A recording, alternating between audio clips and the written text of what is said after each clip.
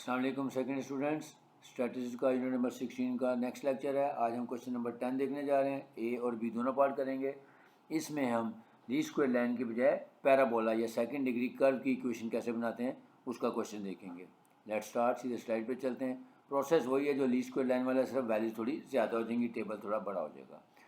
Fit a second degree curve to the following time series, यानी हमें साल दिए हुए 1980 से लेकर 1990 तक। तरीकाकार वही होगा कि सबसे पहले हम कोडिंग ईयर निकालेंगे और उसके बाद अपना टेबल कंप्लीट करेंगे और फिर फार्मूलाज की मदद से लीस्ट स्क्वायर लाइन की बजाय अब हम पैराबोला की या सेकंड डिग्री कर्व की इक्वेशन बनाएंगे।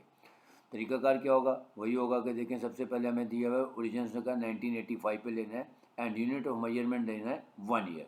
इसका मतलब, अच्छा एक थोड़ी सी कन्फ्यूजन हुई थी क्वेश्चन नंबर 9 में कि यूनिट ऑफ मेजरमेंट चाहे आप 1 ईयर लें या हाफ ईयर लें, जो क्वेश्चन में दिया आपने वही लेनी है। अगर क्वेश्चन में ना दिया तो आपने हमेशा 1 ईयर लेना है। तो ट्रेंड वैल्यूज चाहे आप unit of measurement half year से लेंगे या 1 ईयर से लेंगे, सेम ही आती हैं। तो क्वेश्चन नंबर 9 में ये कन्फ्यूजन थी वो, क्योंकि मैंने उसको हाफ ईयर से भी कराया था, 1 ईयर से भी कराया था, तो ट्रेंड वैल्यू सेम आई थी। शायद मैं कहना भूल गया था, तो इसकी करेक्शन कर लीजिएगा कि यूनिट ऑफ मेजरमेंट जो क्वेश्चन में दिया हुआ हो तो वही यूज़ करना है, अगर ना दिया तो 1 ईयर यूज़ करना है। अब सबसे पहले वही कोडेड ईयर का फार्मूला लिखते हैं, T minus T bar over 1, क्योंकि यहाँ पे लिखा हुआ है 1 ईयर लेना है। और टी बार की वैल्यू आ गई 1980 प्लस 1990 डिवाइडेड बाई 2, यानी 1985 हमारा ओरिजिन बन गया। अब हम उसी तरह पहले अपना टेबल बनाएंगे। साल लिख लेते हैं 1980 से लेके 1990 तक। उसके बाद प्राइस जो गिवन थी, यानी वो वाई की वैल्यूज़ हैं 23.2, 31.4, 39.8 and so on up to 151.1। अब कोडेड ईयर कैसे निकालेंगे? 1 ईयर है तो टी माइनस टी बार, और टी बार की वैल्यू हमने निकाली है 1985। तो 1980 माइनस 1985 करेंगे तो -5, फिर 1981 माइनस 1985 किया तो -4, फिर -3, -2, -1 और 0 एंड सो ऑन, यानी सेंटर में हमारा ओरिजिन सेट होगा 1985 पे। यहाँ पे देखें 0 आ रहा है। फिर अब क्योंकि हमने पैराबोला बनाना है, ये सेकंड डिग्री कर्व बनानी है, तो उसके लिए हमारे पास ये कॉलम्स चाहिए, x square, x cube, x four, x y और एक्स स्क्वायर वाई। यानी एक्स के कॉलम का पहले स्क्वायर ले लें, फिर इन दोनों का ही प्रोडक्ट दोबारा ले लें तो एक्स क्यूब हो जाएगा, फिर एक्स क्यूब को दोबारा एक्स से मल्टीप्लाई कर दें तो एक्स की पावर 4 आ जाएगी। फिर एक्स और वाई का प्रोडक्ट ले लें और एक्स स्क्वायर और वाई का प्रोडक्ट ले लें, ताकि हमारे पास रेलिवेंट सम्स आ जाएँ। अब ये रेलिवेंट सम्स लेके हम नेक्स्ट पेज पे चलते हैं, नेक्स्ट स्लाइड में, और वहाँ पे देखते हैं कि इक्वेशन हम कैसे फॉर्म करते हैं। अगेन इसको फॉर्म करने का भी सिंपल फार्मूलाज हैं, ए बी सी के फार्मूलाज आपने याद करने हैं और फिर उसके बाद इक्वेशन बना देनी है। So let y is equal to a plus B x plus C x square be the required equation of parabola या सेकंड डिग्री कर्व।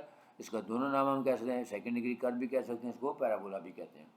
तो हमारे पास जो रेलिवेंट सम्स आ गए हैं उसके मुताबिक सबसे पहले हम सी की वैल्यू निकालेंगे। सी को निकालने का ये फार्मूला है shortcut, N summation x square Y minus summation x square summation Y over N summation X की power 4 minus summation x square का होल स्क्वायर। अब इसको याद करने का तरीका देखें, यहाँ पे है n summation x square y, तो जब हमने इधर ब्रेक किया तो इनको ही समेशन एक्स स्क्वायर और समेशन वाई का प्रोडक्ट आ रहा है।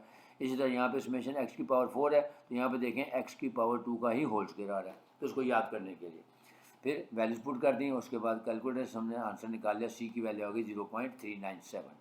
अब बी का फार्मूला वही रिड्यूस होगा क्योंकि समेशन एक्स भी 0 है और समेशन एक्स क्यूब भी 0 है, तो ये वही वाला फार्मूला जो हमने लीस्ट स्क्वायर लाइन में लिखा था, समेशन एक्स वाई और समेशन एक्स स्क्वायर।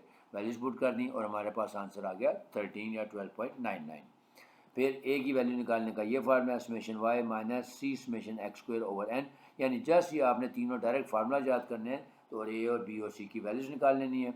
अब हमारे पास ए बी सी की वैल्यूज़ आ गई तो रिक्वायर्ड लाइन होती है हमारी, वो होती है Y hat is equal to A plus B x plus C x square. अब इसमें वैल्यूज़ पुट कर दें, so Y hat is equal to 76.65 plus 13x plus 0.397 X square आ गया। अब अगर हमें ट्रेंड वैल्यूज़ निकालनी होगी तो इसी में हम अपनी एक्स की वैल्यूज़ पुट कर देंगे और एक्स स्क्वायर की वैल्यूज़ पुट कर देंगे। देखें ट्रेंड वैल्यूज़ के लिए साल लिख लिया हमने 1980 से लेकर 1990 तक, फिर एक्स की जो कोडिंग की है वो लिख ली, -5, -4, -3 से लेके +5 तक। फिर एक्स स्क्वायर वाला, यानी सिर्फ रेलिवेंट कॉलम्स हमने उठाने हैं, एक्स स्क्वायर वाला कॉलम ले लिया और फिर हमने जो इक्वेशन बनाई है पैराबोला की 76.65 plus 13x plus 0.397 X square. अब यहाँ पे रेलिवेंट वैल्यूज पुट कर देंगे, पहले x की जगह -5 और एक्स स्क्वायर की जगह 25, तो आंसर आ गया 21.6। फिर x की जगह -4, फिर एक्स स्क्वायर की जगह उसका स्क्वायर यानी 16, तो आंसर आ गया 31। फिर x की जगह आ गया -3 और एक्स स्क्वायर की जगह आ गया 9 और आंसर आ गया 41.2 एंड सो ऑन। यानी ये हमारी ट्रेंड वैल्यूज़ आ जाएंगी। तो क्वेश्चन लेंथी ज़रूर है लेकिन मुश्किल नहीं है। अगर आपको लीस्ट स्क्वायर लाइन वाला कॉन्सेप्ट आता है तो ये उसी की थोड़ी सी एक्सटेंडेड फॉर्म है। नेक्स्ट पार्ट नंबर बी देखते हैं। अगेन हमें डाटा दिया हुआ है 1924 से लेकर 1942 तक, और हमें इक्वेशन ऑफ सेकंड डिग्री या क्वाड्रेटिक कर्व या पैराबोला की इक्वेशन बनाने को कहा है। और फिर कहा है use your results to estimate the value of 1935, यानी इस हमें सारी ट्रेंड वैल्यूज नहीं निकालनी, सिर्फ 1935 की वैल्यू निकालनी है। अब लेकिन यहाँ पे एक और चीज़ देखें, यहाँ पे यूनिट ऑफ मेजरमेंट देखें 1924 है, फिर 27 है, फिर 1930, यानी यूनिट ऑफ मेजरमेंट जो है वो 3 ईयर्स आ रहा है। तो इसलिए अब मैंने इस वाला आपको दिया कि यूनिट ऑफ मेजरमेंट के मुताबिक हमने करना है। यहाँ पे क्योंकि 3 ईयर आ रहा है, ज़्यादा देखें जब हम कोडिंग करेंगे तो t minus T bar divided by 3 लिखेंगे, क्योंकि यहाँ पे यूनिट ऑफ मेजरमेंट 3 ईयर्स आ रहा है, 3 ईयर्स के गैप के बाद अगला साल आ रहा है। ठीक है, तो ओरिजिन हम ऐसे सेट करते हैं कि फर्स्ट ईयर लेते हैं और लास्ट ईयर लेते हैं और उसको 2 पे डिवाइड कर देते हैं सम लेके। तो 1924 प्लस 1942 डिवाइडेड बाई 2 किया तो हमारे पास ओरिजिन आ गया 1933 पे।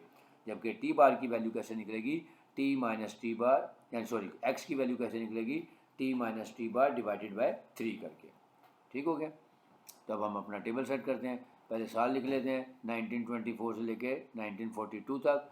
फिर ये जो प्राइसेस की थी वाई की थी 187, 142, 133 एंड सो ऑन टू 279। अब देखें एक्स की कोडिंग कैसे करेंगे, T minus T bar divided by unit of measurement, क्योंकि यहाँ पे यूनिट ऑफ मेजरमेंट 3 ईयर्स था, लिहाजा इसको 3 पे डिवाइड कर देंगे। लेकिन 1924 माइनस 1933 किया तो -9 डिवाइड बाई 3 किया तो -3 आ गया। फिर 1927 माइनस 1933 किया तो -6 डिवाइडेड बाई 3 करेंगे तो -2, फिर -1, 0, 1, 2, 3 एंड सो ऑन। ठीक हो गया। अब एक्स का कॉलम बन गया। अब इसका वही एक्स स्क्वायर बनाना है, एक्स क्यूब बनाना है, x4 बनाना है, और उसके बाद एक्स वाई और एक्स स्क्वायर वाई का कॉलम बना लेना है। बाकी हमारे ताकि हमारे पास रेलिवेंट सम्स आ जाएँ। और अब हम उसी तरह इसकी सेकंड डिग्री कर्व की या पैराबोला की या क्वाड्रेटिक इक्वेशन की इक्वेशन फॉर्म कर देंगे। ये देखें, let y is equal to a plus B x plus C x square be the required equation of parabola, क्योंकि इसको सेकंड डिग्री कर्व भी कहते हैं, पैराबोला भी कहते हैं, क्वाड्रेटिक इक्वेशन भी कहते हैं। अब वही सी बी और ए के फार्मूला लिखें। सी का फार्मूला वही है n summation x square Y minus summation x square into summation Y over N summation x4 minus summation x square का होल स्क्वायर। वैल्यूज पुट की, आंसर आ गया 11.99। फिर बी का फार्मूला लिखें summation x y over summation x square, और हमारे पास B की वैल्यू आ गई 11.89। फिर ए का फार्मूला लिखें summation Y minus C summation x square over N, values put करें और हमारे पास ए की वैल्यू आ गई 119.90। अब उसके बाद हम रिक्वायर्ड लाइन बना लेंगे। Y hat is equal to 119.9 plus 11.89 x plus 11.99 x square. अब हमने इसमें एक और वैल्यू भी निकालनी थी, वो क्या थी वैल्यू 1935 के लिए। तो पहले हम 1935 के लिए x की वैल्यू निकालेंगे। फार्मूला वही है t minus T bar over unit of measurement, यानी 1935 माइनस टी बार था हमारा 1933 divided by unit of measurement था 3, तो हमारे पास वैल्यू आ गई 0.67।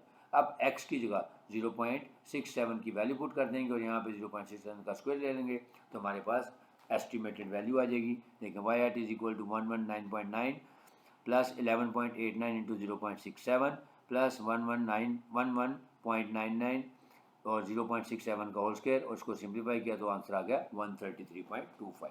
तो ये था हमारा क्वेश्चन नंबर 10। ए और बी दोनों करवाए मैंने। इसमें हमने इक्वेशन ऑफ जो सेकंड डिग्री कर्व की या क्वाड्रेटिक इक्वेशन की या जिसको हम पैराबोला कहते हैं उसको किस तरह से फिट करते हैं वो सीखा। उम्मीद है आपको समझ आया होगा। अगर आपको वीडियो पसंद आई है तो काइंडली इसको लाइक भी करें और शेयर भी करें, और जो नए यूज़र हैं या जो फर्स्ट टाइम देख रहे हैं वो चैनल को सब्सक्राइब कर लें ताकि आइंदा आने वाली वीडियोस आप तक खुद ब खुद पहुँचें। इजाज़त चाहूँगा। अल्लाह हाफ़िज़।